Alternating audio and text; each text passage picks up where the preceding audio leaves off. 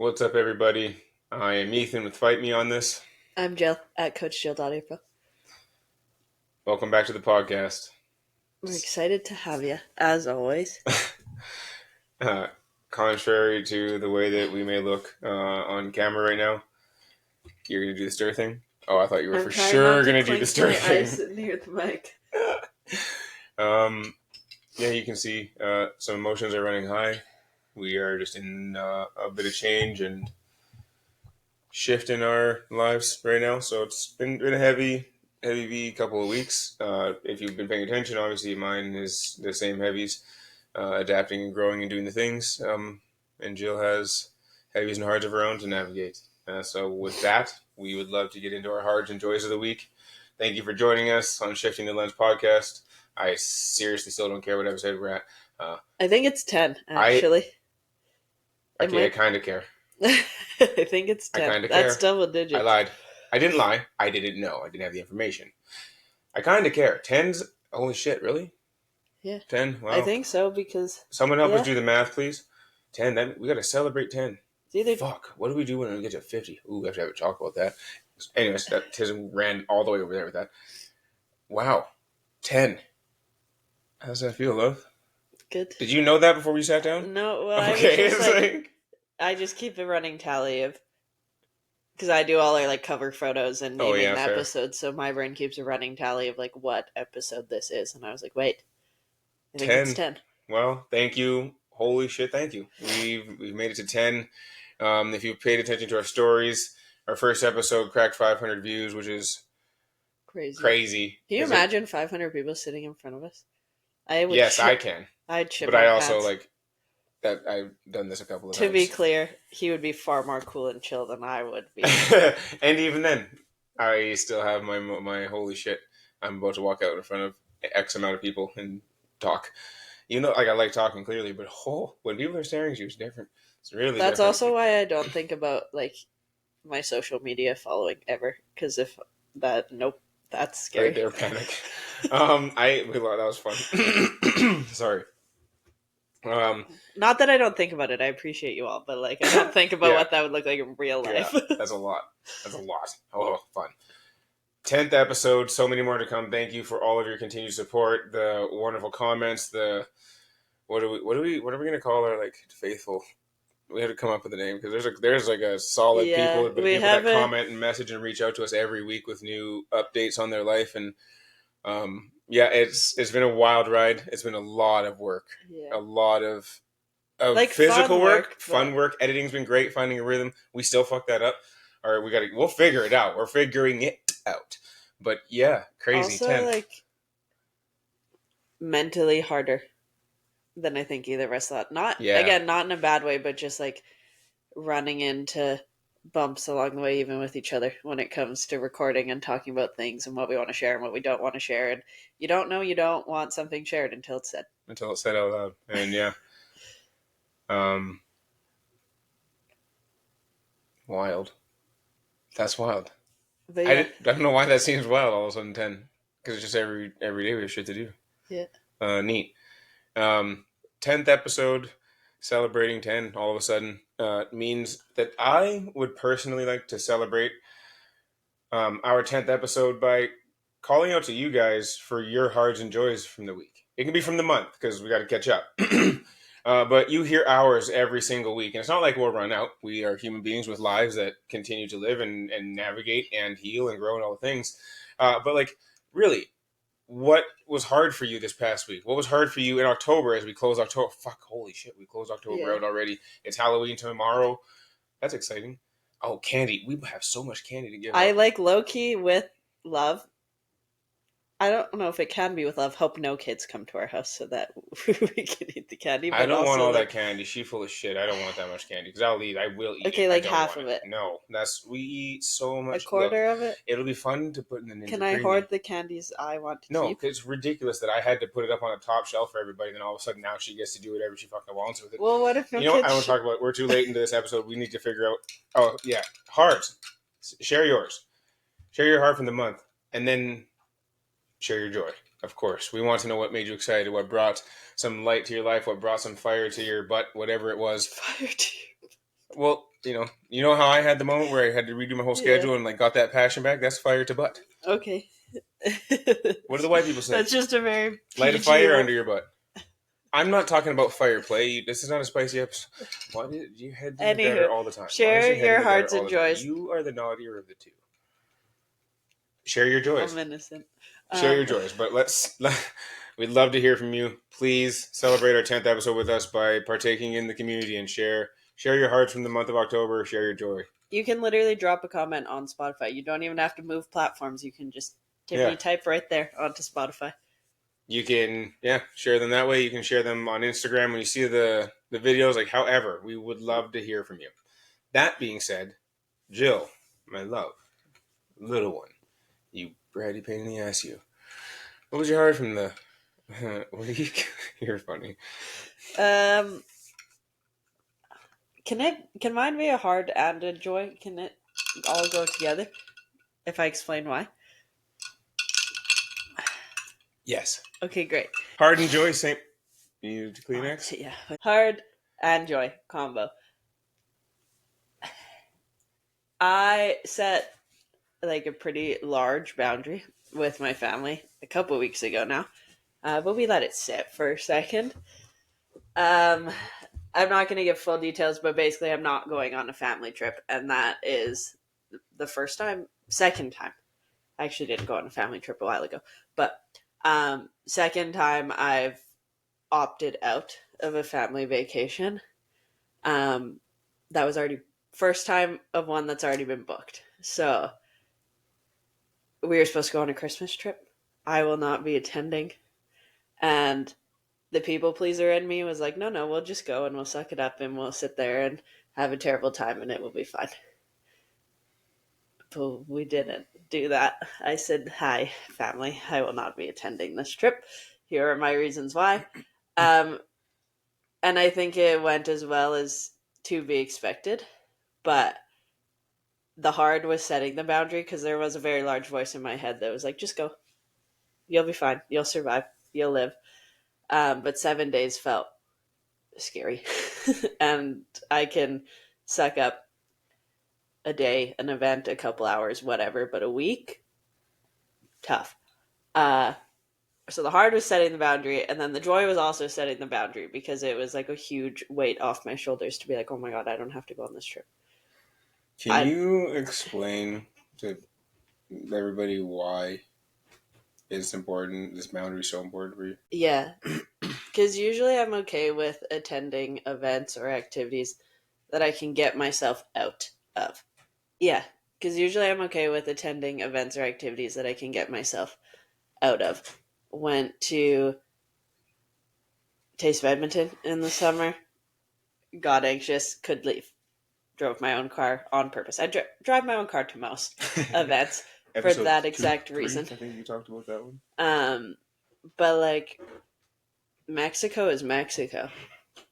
I'm not driving home. I'm not leaving. I'm not calling you. I could hop on a plane. But it's not that simple.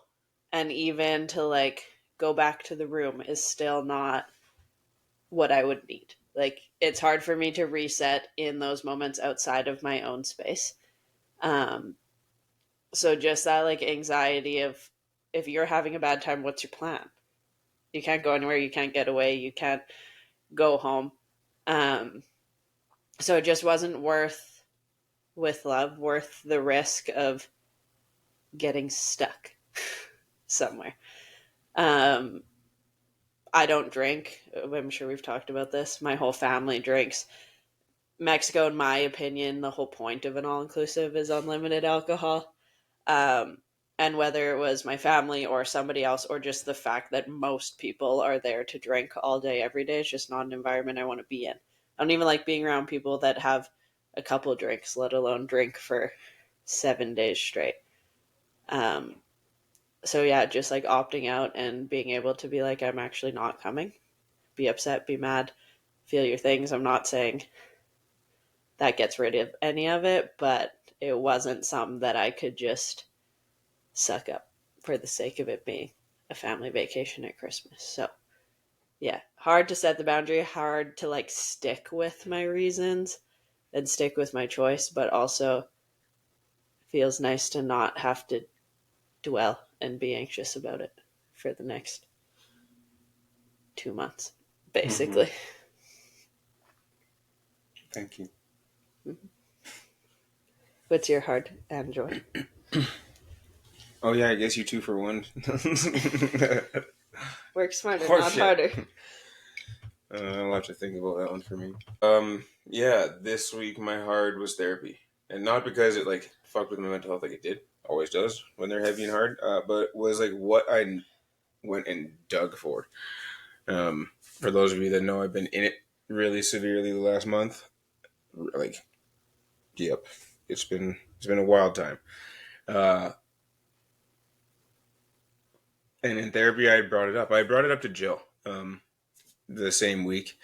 This reoccurring memory, and I think I actually mentioned it in last week's episode. I've had this reoccurring flashback. I've had it's my longest standing one. It's like for as long as I can remember, I've had this fucking memory. And I would be my daughter's age, so 6 or 7. I remember the house was just fucked because I went through and in therapy and accidentally like trauma memoried every address I've ever lived at, especially the addresses through the trauma, which is wild. The only address I couldn't remember was the apartment that it started in. But that was like I would have been 3 or 4, so like it wasn't a memory I could draw on. But I can remember the layout of the apartment. Yeah, and I remember the first time I told a dirty joke. I would have been 6 or 7, and I got in trouble for it at school, and I had been made to. Yeah, I got in a lot of trouble for it. My mom's name is Darlene. For those of you that don't know, made me wait until Lenny got home. For those of you that don't know, Lenny is my abuser, the one who abused me. However, you feel most comfortable hearing that. And that's fine, except for I was put to bed at like 8 o'clock. So I waited in panic because at that point, it's not like I didn't know the monster that was in the house. So laid in panic, laid in fear, just waiting for the shoe to drop, waiting for it to come home. And I must have fallen asleep around 11, 11:30. Lenny wound up working late and got home after midnight. And I remember being ripped out of my bed by my ankle and pulled into my parents' room.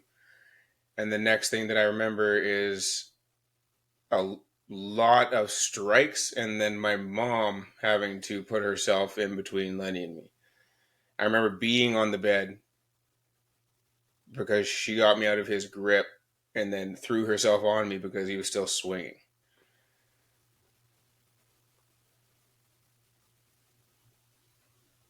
I have that memory like twice a day. I have for a very long time. And like up front, cool. Like obviously my story, if you know it, like shit goes bump in the night. I don't sleep well as it is. I don't find rest. And it wasn't until my therapist, was like, can I back up to the beginning of what you just told me about how you were woken up? And he said, like, you remember being grabbed by your ankle and pulled out of your bed. And like, yeah, I was dead asleep. Finally fell asleep. And the next thing I know, I'm being dragged because I remember the feeling of the rug on my elbows all the way to my hands. And then the weight of, like, no wonder I don't rest. And no wonder I don't sleep. And yeah, it crashed really hard on me.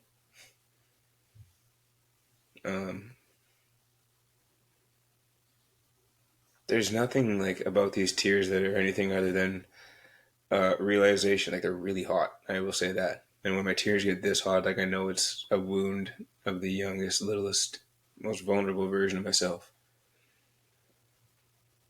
Like, what did I do to make that adult so mad?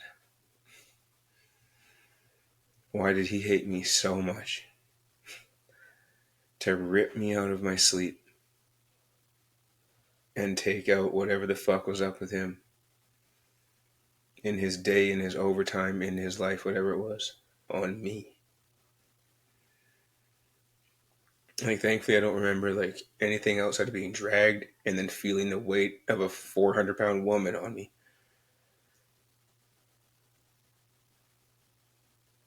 But I remember not being able to sit and being so uncomfortable at school the next day.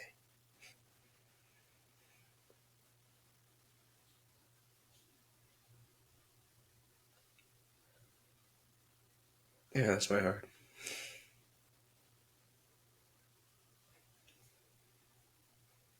And you're going to have to give me a minute for joy.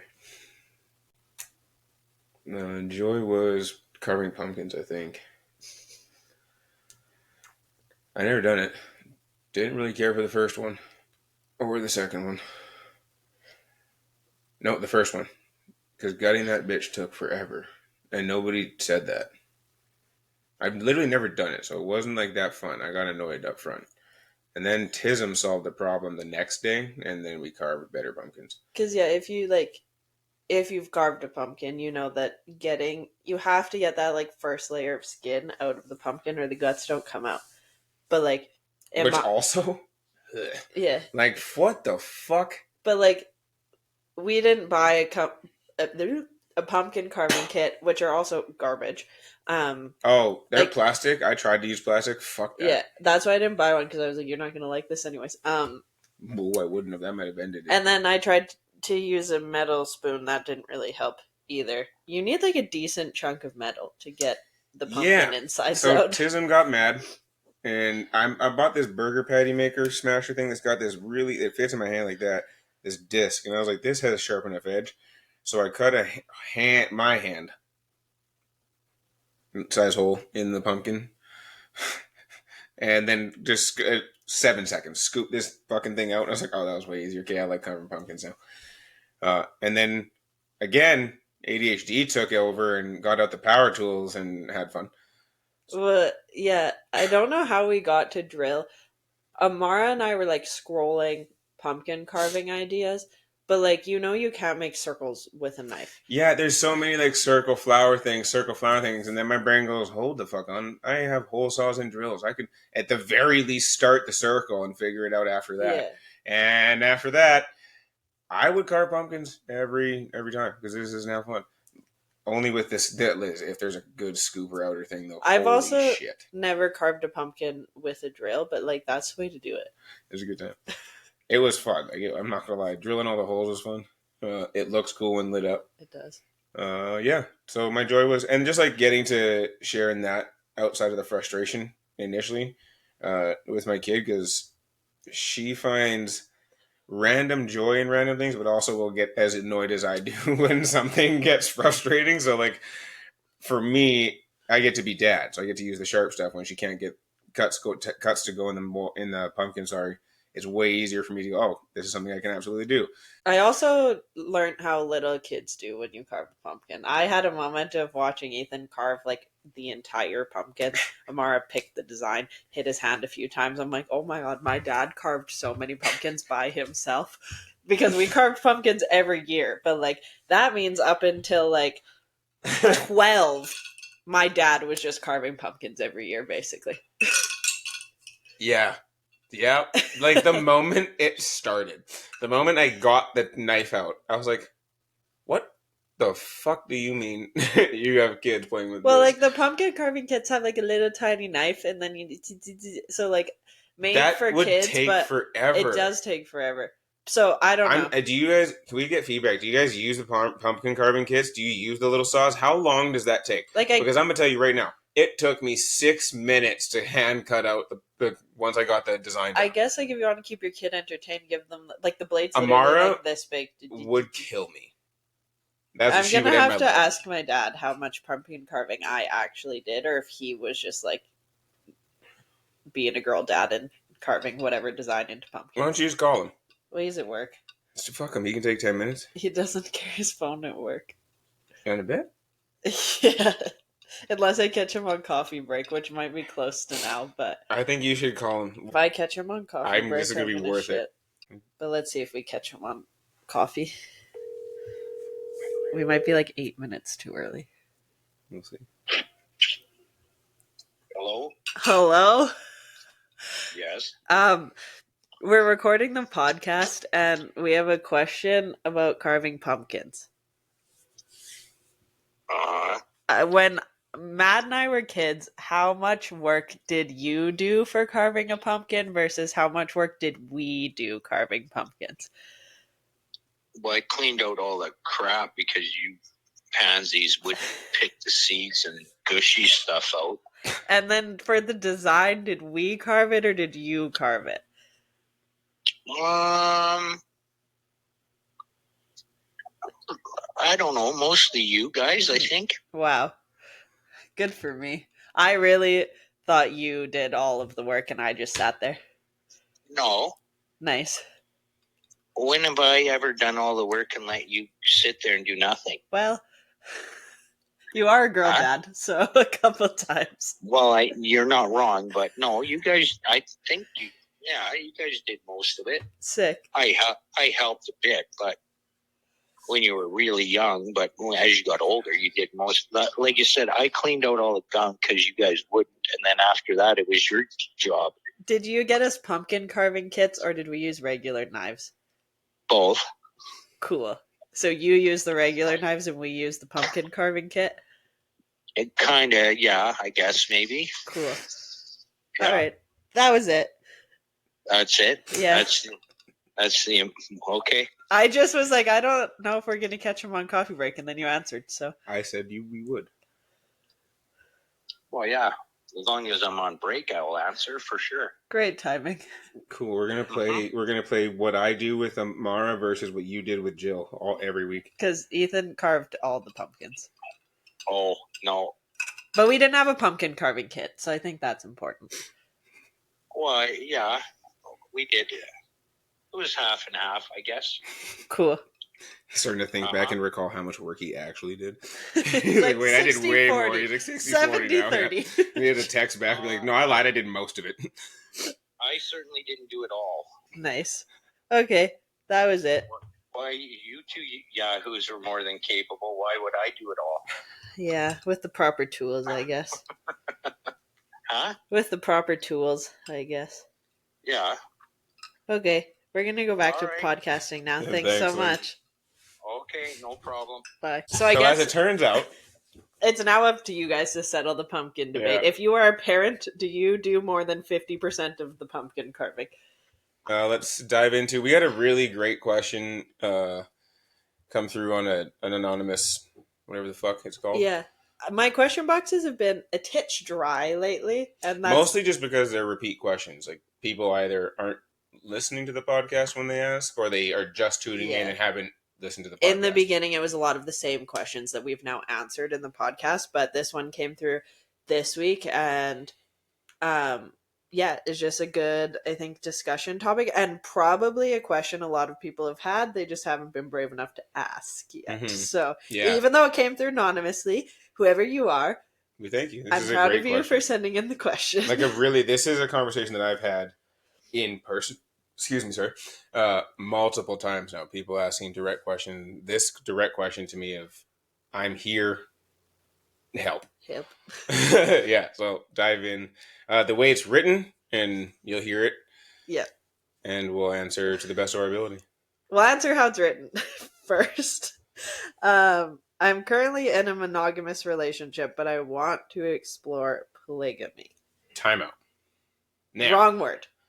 Now, I believe this person either hit poly and then didn't note that auto-corrected, or they're just thinking that the two words polyamory and polygamy are interchangeable, and they are not. Which a lot of people do.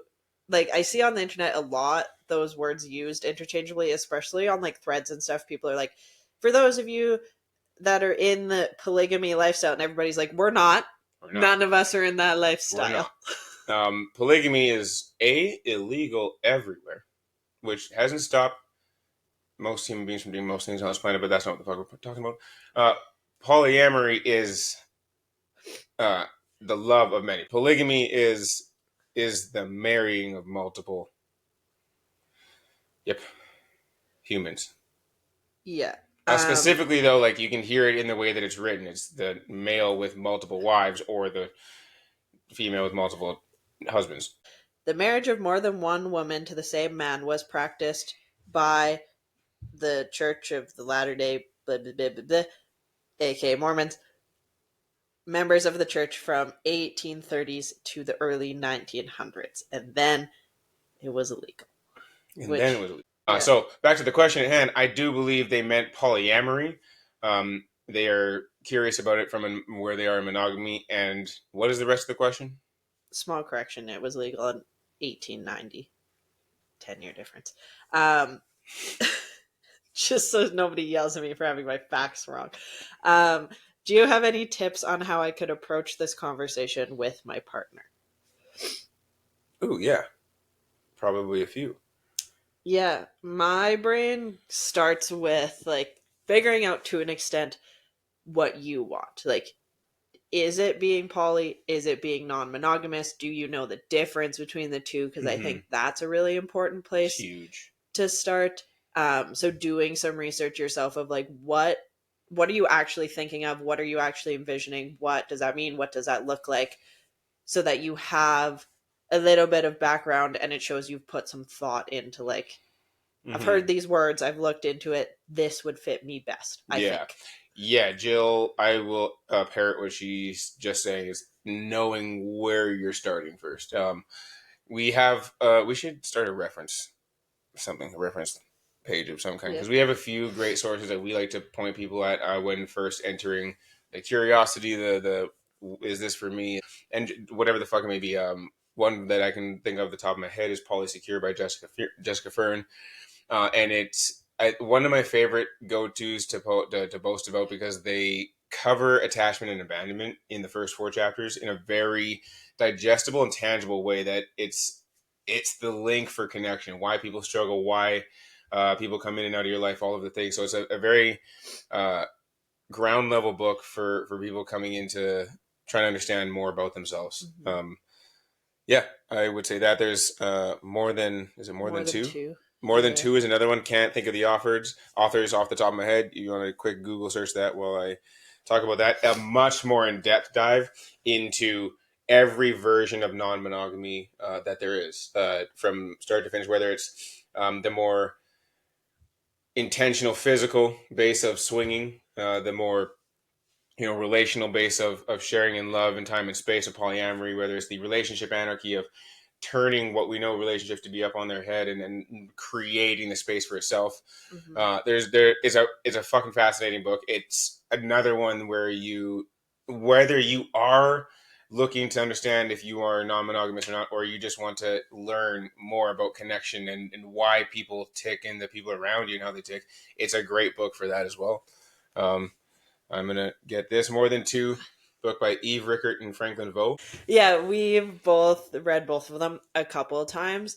And yeah, I think those both give you a really good idea of the actual type of lifestyle you're looking to live, because non-monogamy could be anything from swinging to dating together to dating separately, whatever, versus poly, as you know if you've listened to the other episodes, is much more about the intentional like love of many. So figure out what the vibe is for you.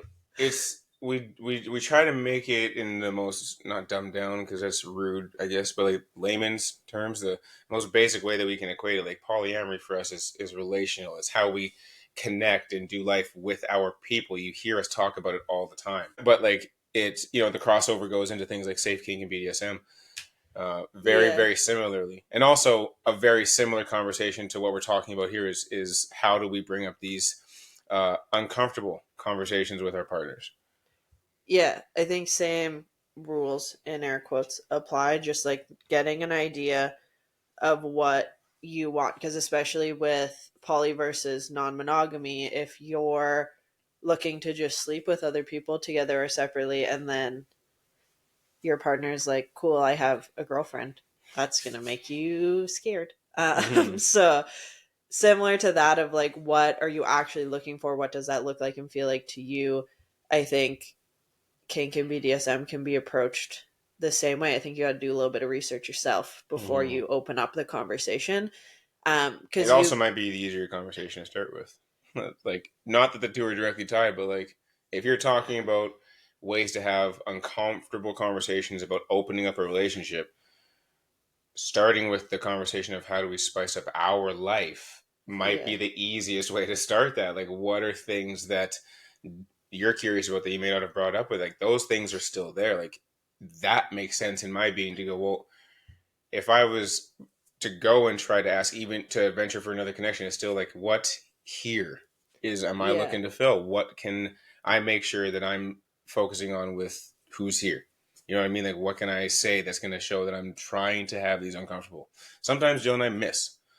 You know, there's things and scenes that we just don't get, but there's always touching base. And if she doesn't tell me it wasn't comfortable, if I don't tell her it was uncomfortable, we're going to do it again. Yeah. And that rings dangerous in so many ways. So before, if this is true, have that conversation. There's shit in your relationship currently that you're not talking about. Yeah, and I would say, like, even a pre-question would be like, are you looking to explore these lifestyles because you feel like something's missing in your current relationship, because you feel like you're not getting something out of your current relationship? Because if you, in my opinion, go out looking to fill a void in your current relationship, that's going to cause problems down the road. Like, we don't live this life because there's something missing here. It's to add to all other aspects of our life. So yeah, sit with yourself and be like, why does this lifestyle intrigue me? What am I looking for within it? Is there something in my current relationship that is driving me to look elsewhere? Yeah, and like, let's go the other way and say, like, you've done all this work. You've had these conversations with yourself. You know exactly what you're looking for. How do you bring this up with your partner? It starts with making sure that you're safe to have the conversation at all. Yeah. I think, like, maybe that's, you know what I mean? Like, in my brain, it's, if you're not safe to have the conversation, it doesn't mean don't have the conversation. It means that there's probably a different conversation to have. I would say my brain goes to, not that I've had I guess I kind of had, in my last monogamous relationship, like, there's a big piece missing from our sex life, and there's a big, like, question mark with my sexuality. And as you know, the offer that I was given was not the safest way to approach that. But it also just, like, wasn't a conversation that was two-sided ever. There wasn't a care from the other side of figuring any of that out. So even though I was willing to have the conversation, if the other half isn't, you're going to end up with resentment eventually, because this is clearly something you've thought about, something you want, something that interests you. And if it gets shut down right away, that's a bigger problem than anything else. And this, again, is no matter what. You heard it in the last episode, and I will continue to also throw this back to life. This isn't just about this wonderful question. This is about communicating with your person. Resentment always settles in if shit goes unsaid. Yeah.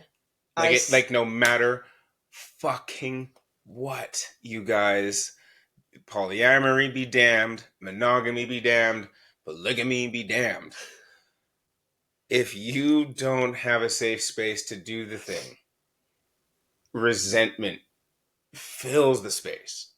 And then you're fucking gonna have a conversation you should have had at a Richter scale it doesn't need to be at. I had this conversation with somebody the other day of, like, my monogamous ex was perfectly nice. He was the nice guy, whatever. I could have sucked it up, but I would have woken up one day and been like, murder. Like, it would have went 0 to 100 instead of, like, cool, this is not a conversation you're willing to have, not something you're willing to explore, not something you're willing to try on. That's great, but it's important to me. So I'm going to go find somebody who also thinks it's important. So I don't wake up in 20 years and hate every aspect of my life, but most importantly, you. And it, like, there's going to be a shock factor, I would assume, especially if it's not a conversation between you and your person that has ever been had on either side, kink and BDSM or non-monogamy, poly. If it's never been, like, a conversation that's come up naturally, or never been like a, hey, what do you think about this? There's probably going to be that initial shock of, like, whoa. And I assume in a perfect world, they would not take it personally. But I think anybody would be like, whoa, hold on. Yeah. what's happening here. Everyone is allowed to have their space to react and to like sit. So this might be a 3-day thing. This might be a week-long thing. What did I lose? No, I just don't think the couch is clicked in on your side. That's fine. Yeah, everyone's allowed to have their initial hold on. So like, if this is something that's never been approached before, like both parties are going to need a minute.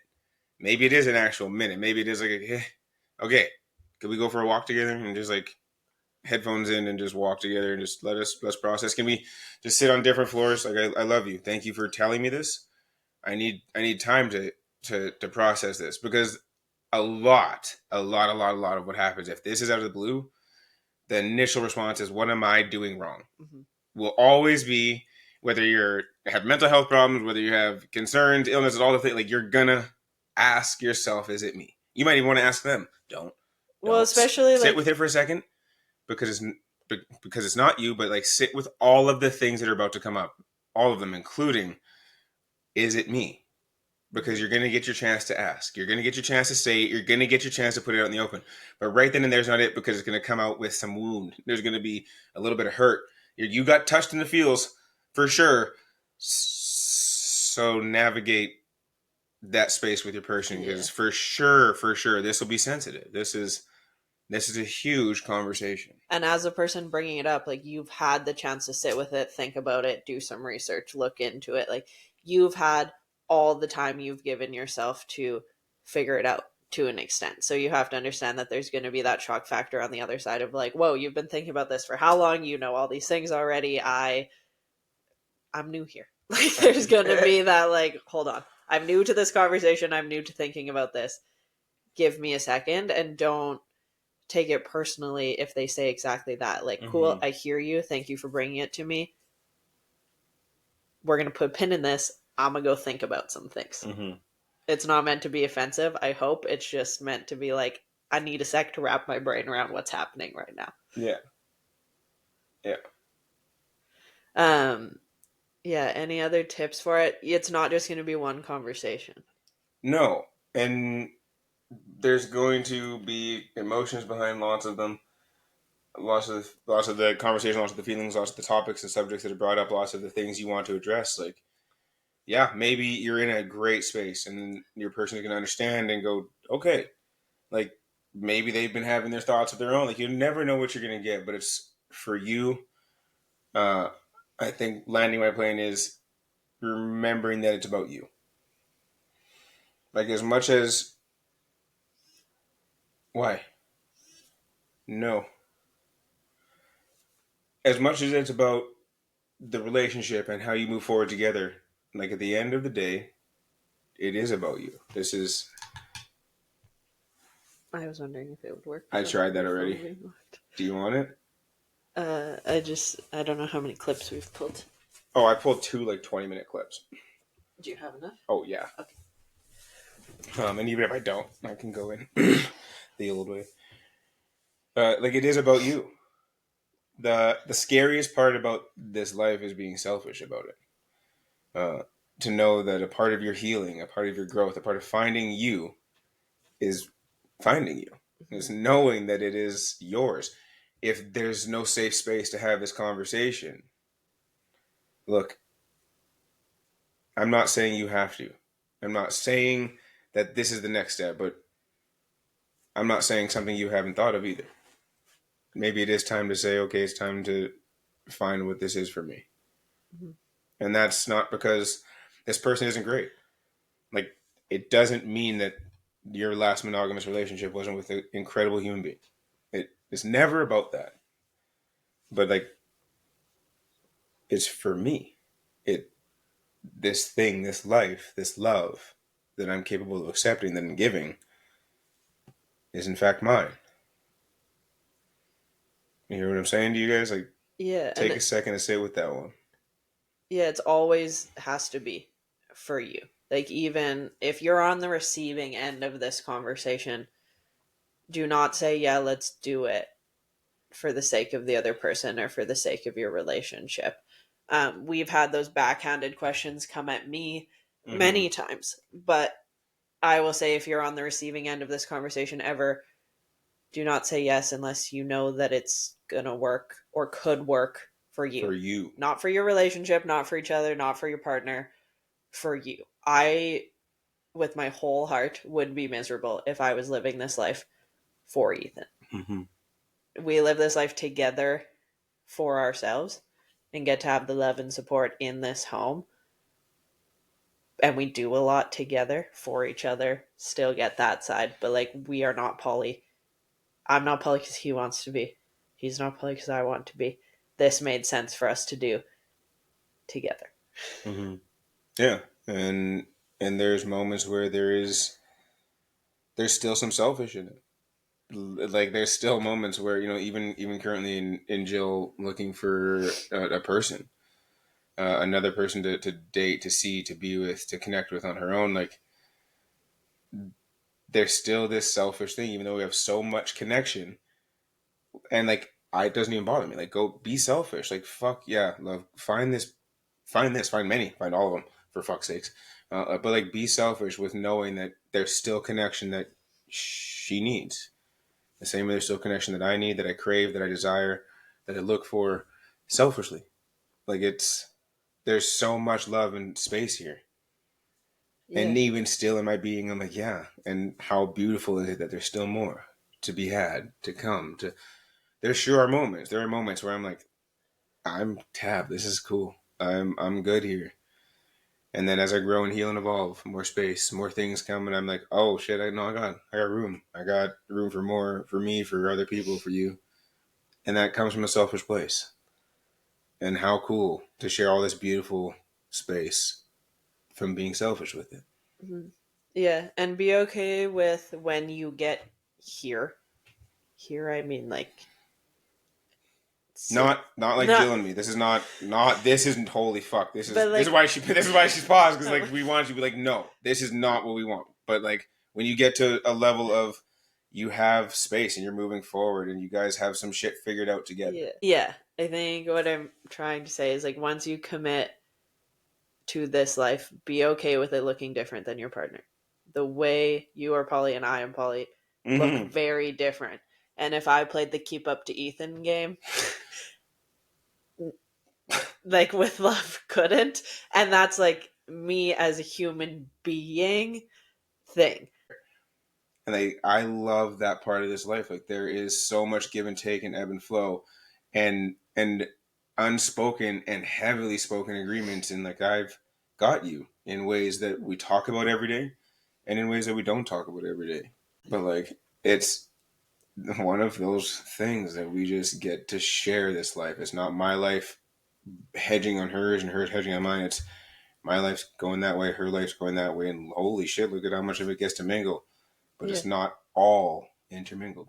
Yeah, and I think like playing that game of catch up, or like he's dating this many people, so I need to date this many people, is a dangerous game to play. And it's okay if your lifestyles within it look different, and it's okay if you want different things out of it. If I've learned anything from dating people, it's that there's a billion ways to live this life. It doesn't have to look the same as we do it. Doesn't have to look the same as your friends do it. I've met married couples that live two completely separate styles within this life. Like, I've met married couples where one is in the lifestyle, one's not. Like, you do whatever you want, but make sure you're doing it for you. Yeah. Crafting exactly what you want this to look like is absolutely up to you. But the only way you get to craft it with people is if you say the thing. And hopefully you can use us as a resource at some point in your conversations. Sometimes it's easier to outsource, like use the books we mentioned, but like send them a link to our podcast. Maybe they can answer a few questions for themselves without you. And like, then you can come back and have a conversation about it. But they're probably going to have questions you don't have answers to.